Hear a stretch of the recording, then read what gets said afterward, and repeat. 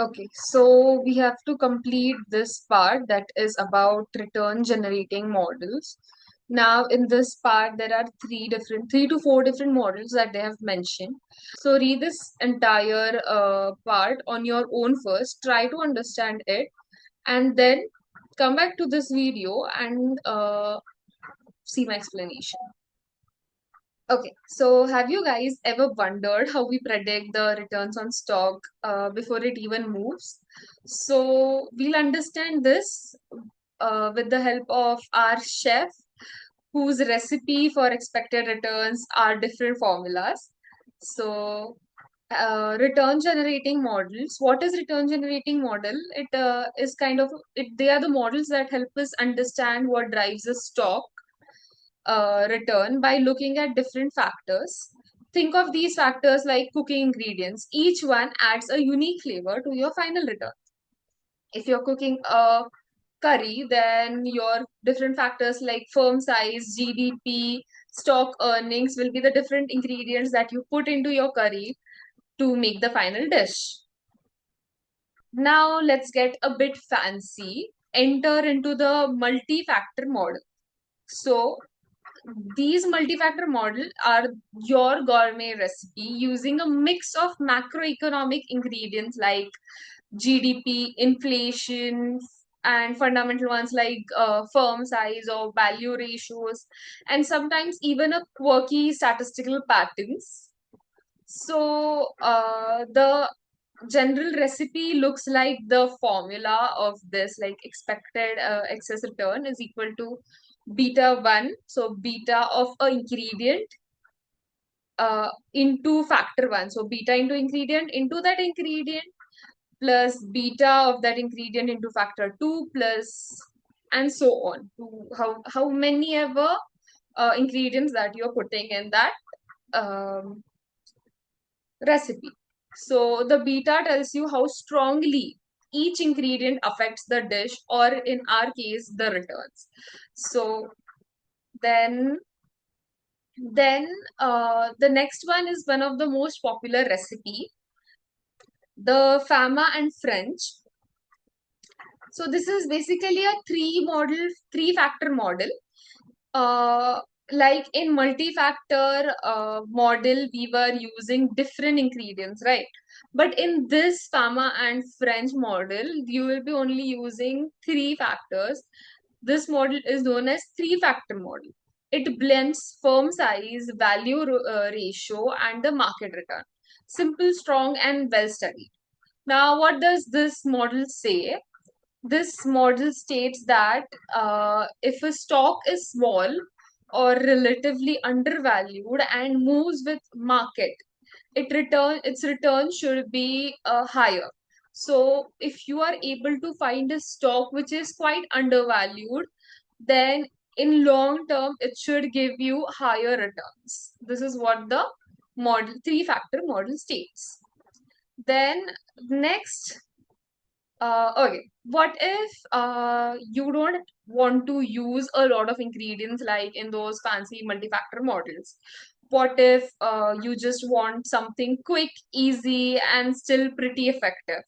So that's where the single index model comes in, also known as market model. Instead of combining GDP, momentum, size, value, and all of those factors, we just say let's use market return as the only major factor. Let's go deeper using the sandwich example. So, in a single index model, calculating a stock's expected return is like building a sandwich.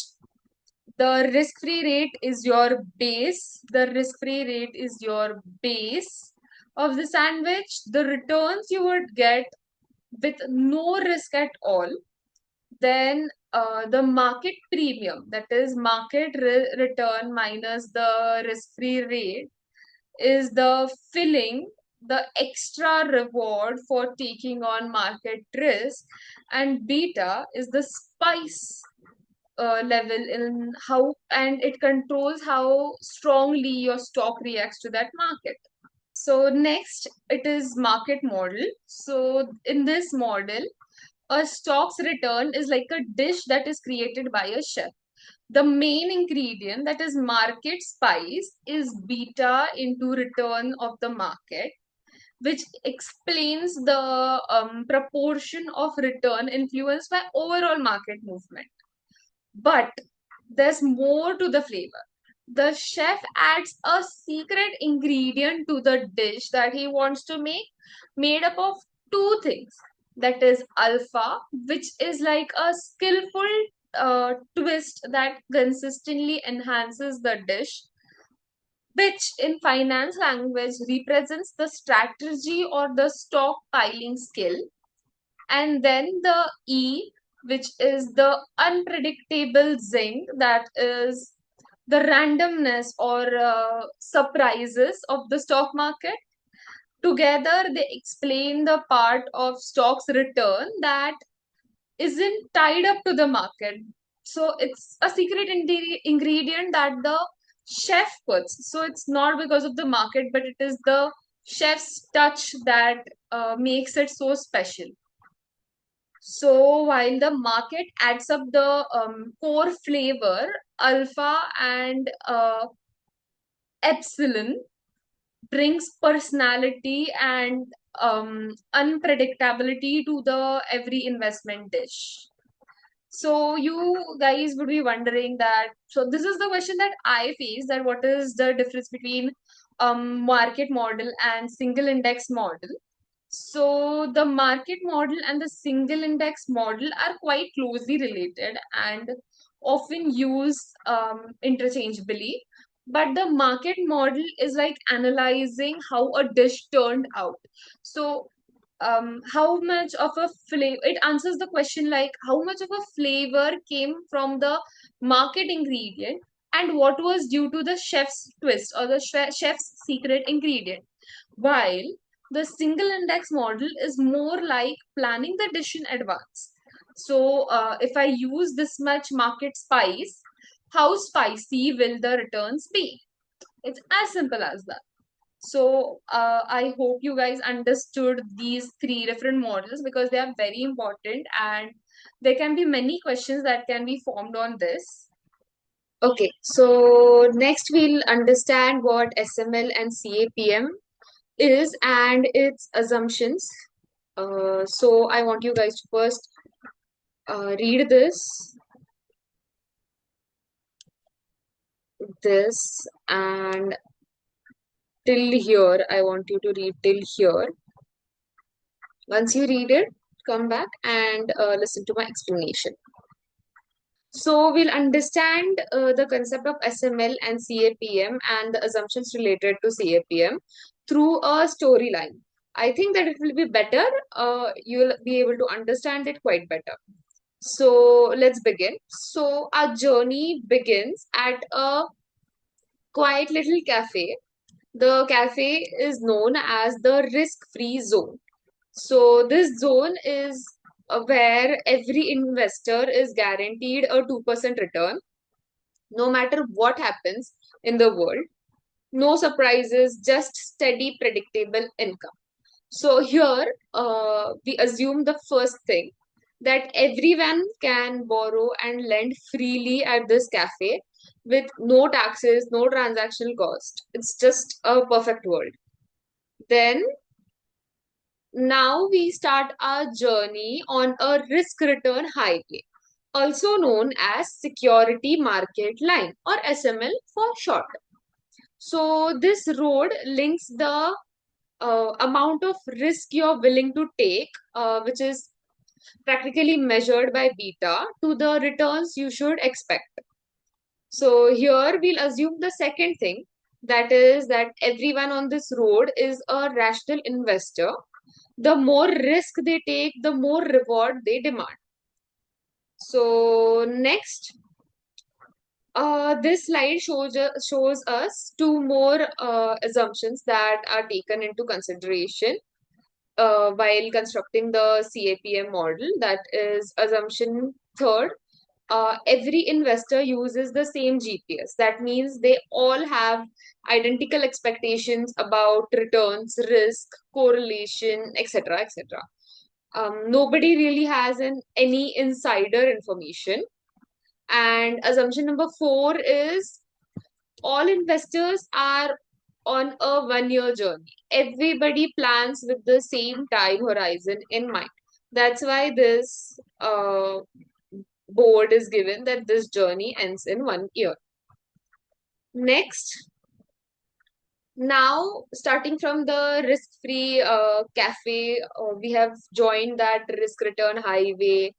We have assumed 4 different things. Now, let's take a break at the biggest and most important stop on this journey.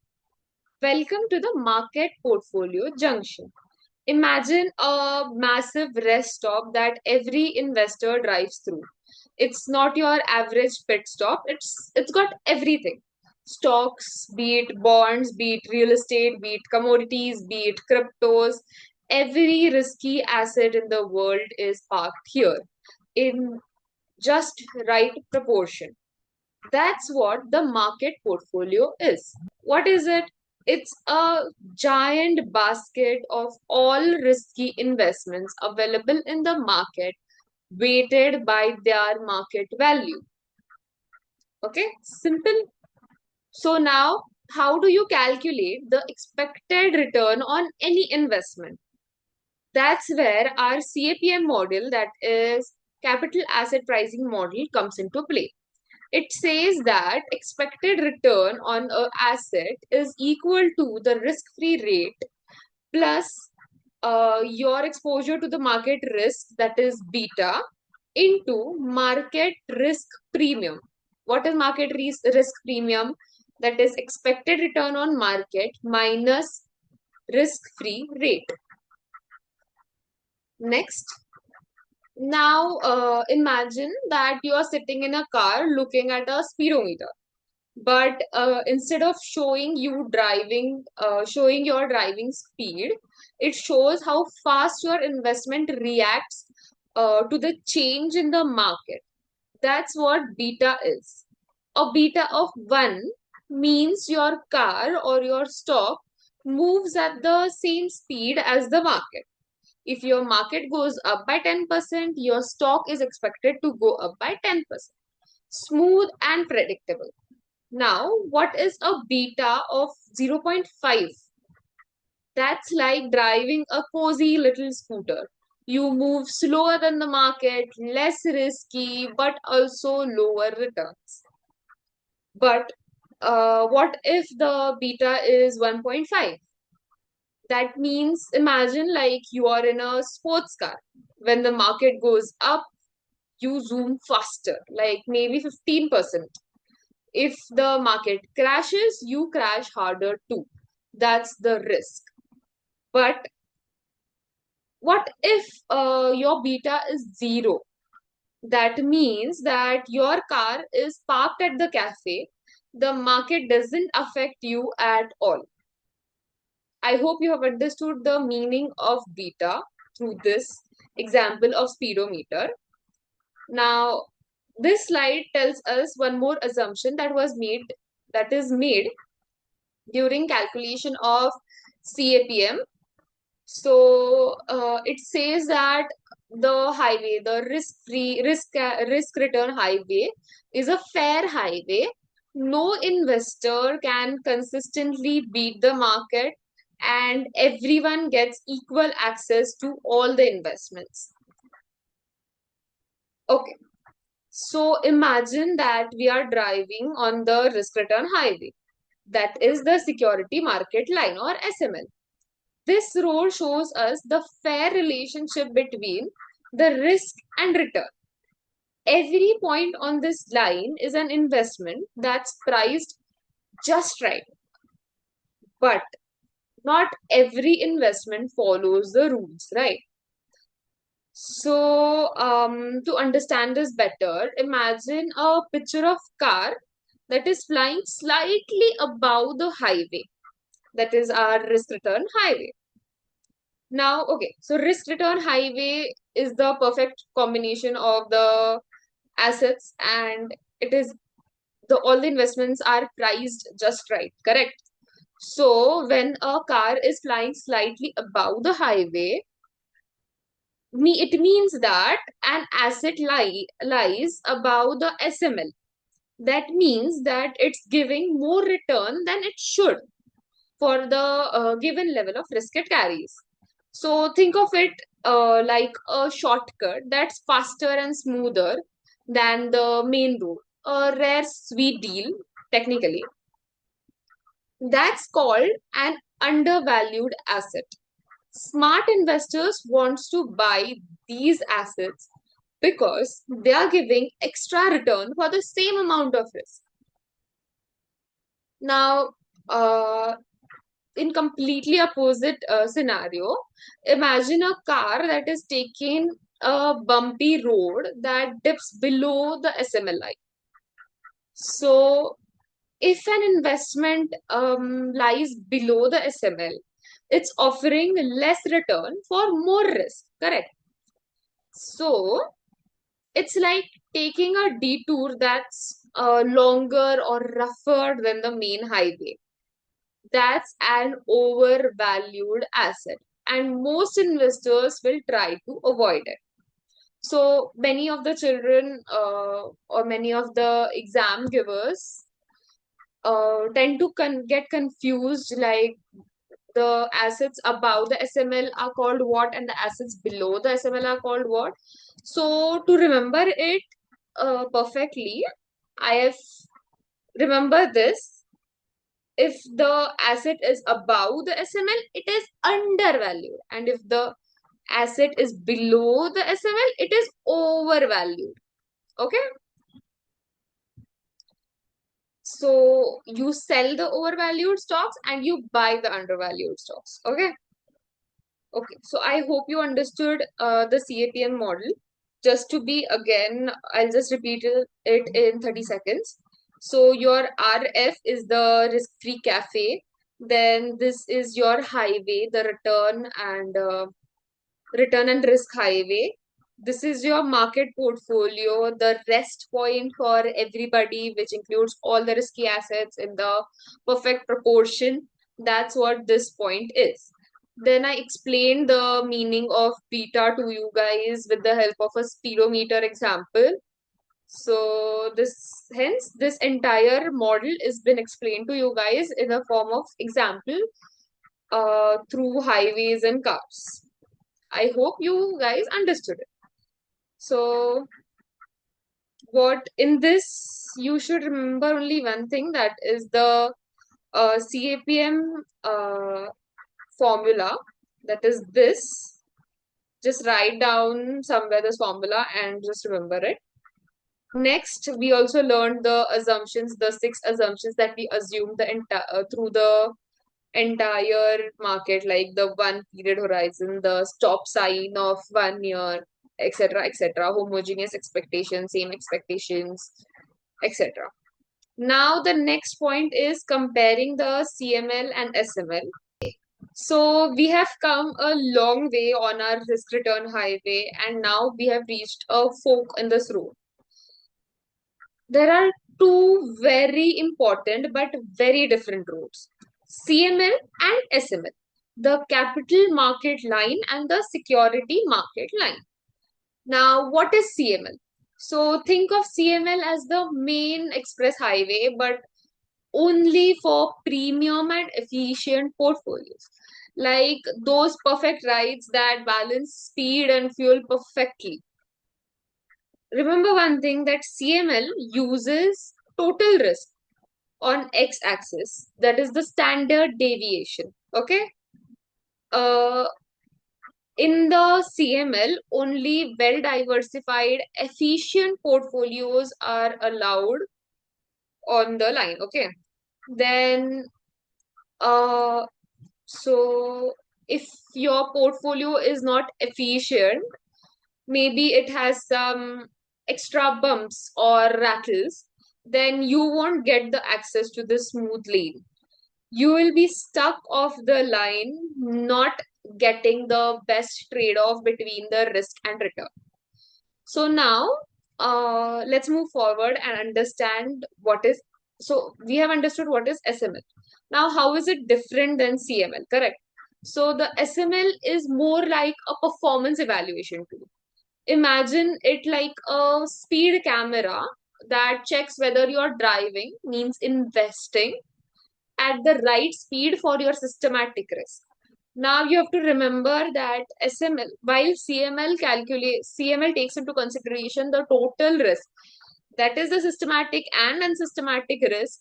SML takes into consideration only beta, that is systematic risk on X axis, not the total risk. So every asset, be it good or be it bad, gets plotted on this line.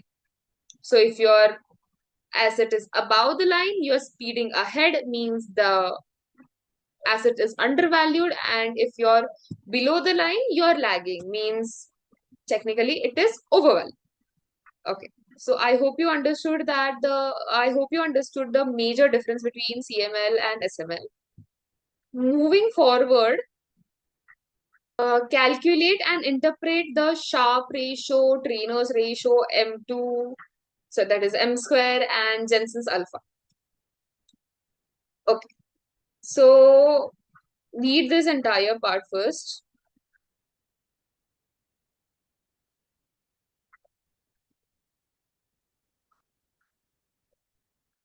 till the end, and then I'll explain it to you guys.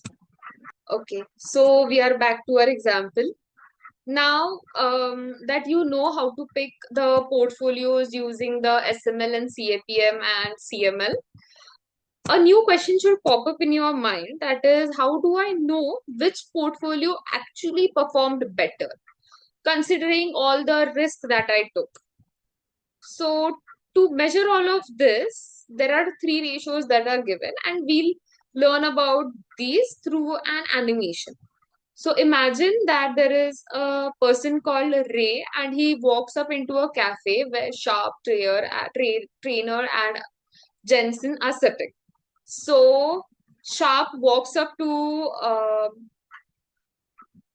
Ray and says that, Ray, I care about the total road condition, whether you took the bumpy lanes or the highways you took. So suppose if you made a 10% return, but took a really rough road, means a very high standard deviation, I will factor that in. So I hope you guys understood that this is what Sharpe says. It takes into consideration the entire standard deviation into consideration before giving you the results. So, what is the Sharpe ratio? Sharpe ratio is portfolio returns minus the risk-free rate divided by total risk, that is standard deviation. So, technically, Sharpe is the all-rounder. He checks every risk you took. Great if your portfolio wasn't fully diversified, but yes, he checks all of the type of risks that you took. Next, ratio. So now, then after Sharpe leaves, Treynor shows up and says that, oh Ray, forget potholes. I only care about how you handle the expressway.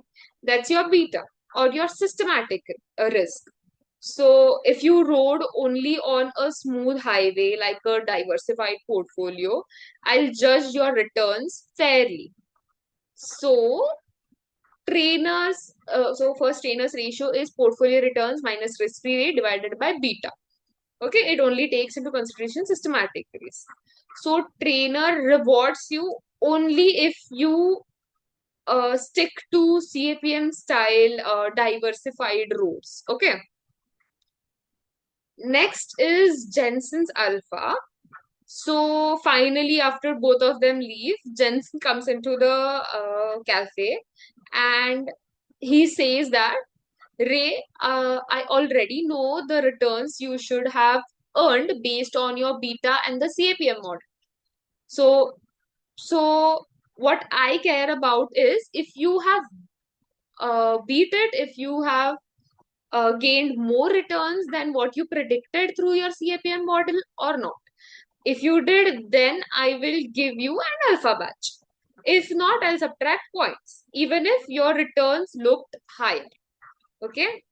Even if you have gained higher returns, Jensen's alpha is going to subtract the points because you did not beat the CAPM model. You did not beat the expected returns that you had predicted. So first, Jensen's alpha is equal to portfolio return minus the risk-free rate plus beta into market return minus the risk-free rate. So technically, Jensen checks if you have outsmart the model. It's just a pure skill check, nothing else. Okay.